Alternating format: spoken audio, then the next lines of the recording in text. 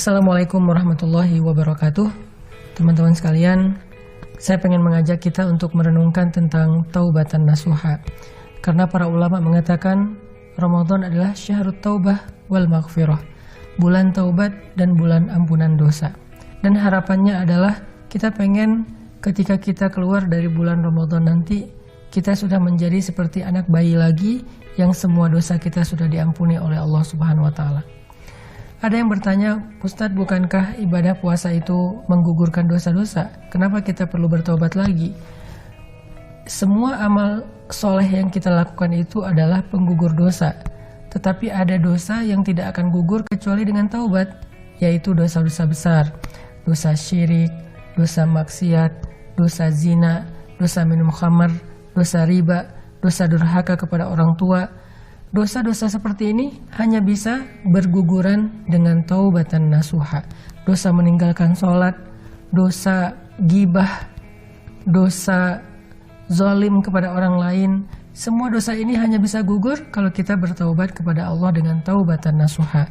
Makanya bulan Ramadan Allah bukan hanya mensyariatkan kepada kita ibadah puasa atau ibadah tarawih, tapi juga Allah menyuruh kita di bulan ini untuk memperbanyak taubat dengan taubatan nasuha.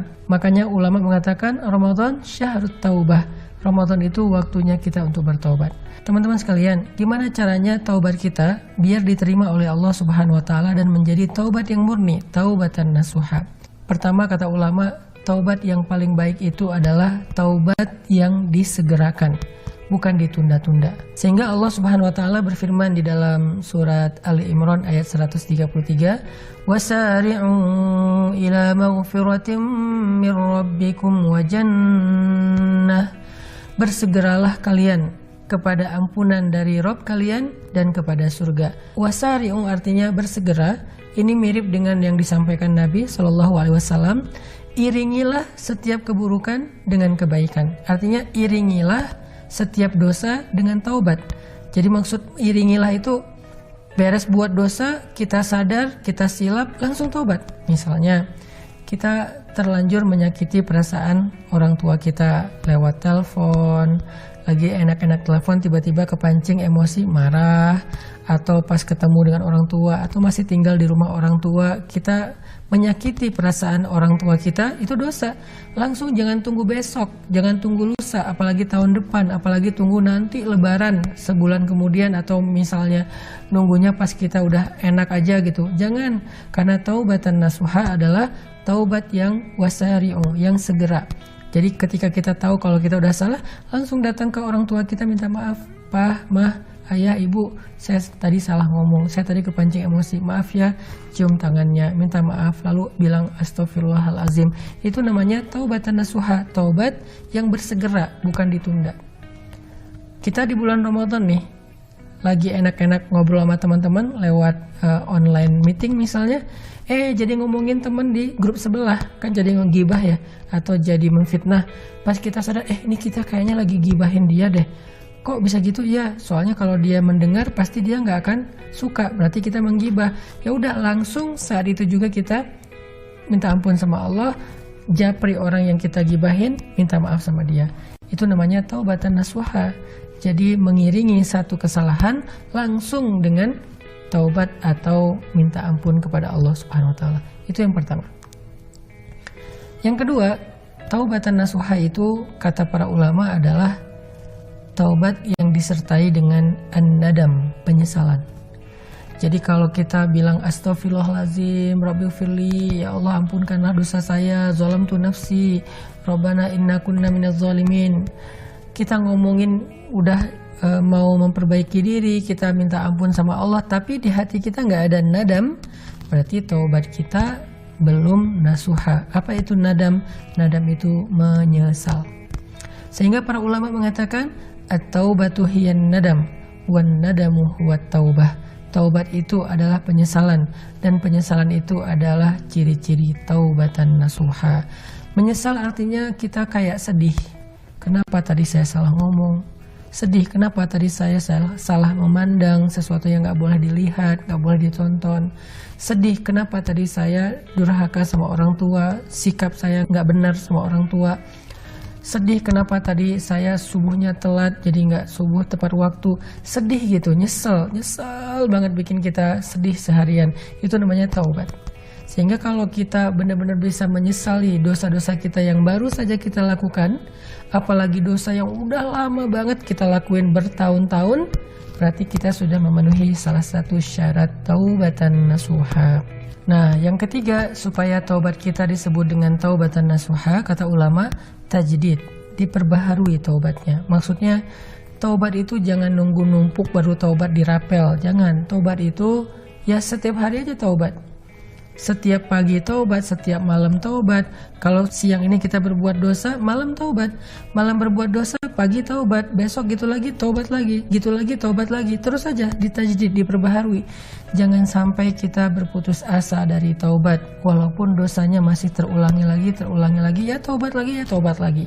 Selama taubat kita tulus, walaupun diulangi lagi karena kita lemah, ya taubat lagi aja terus. Kenapa? Allah itu Tawwabun Rahim, Maha penerima taubat. Tawwabun artinya bukan cuma menerima taubat seumur hidup sekali, tapi berkali-kali.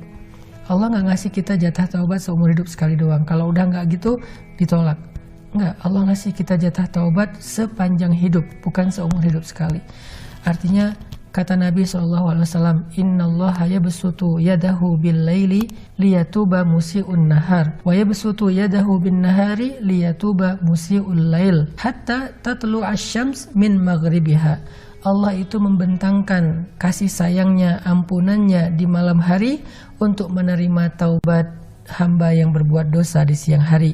Allah bentangkan tangannya yang penuh rahmat dan ampunan di siang hari untuk menerima taubat orang yang berbuat dosa di malam hari sampai matahari terbit dari barat. Artinya sampai hari kiamat.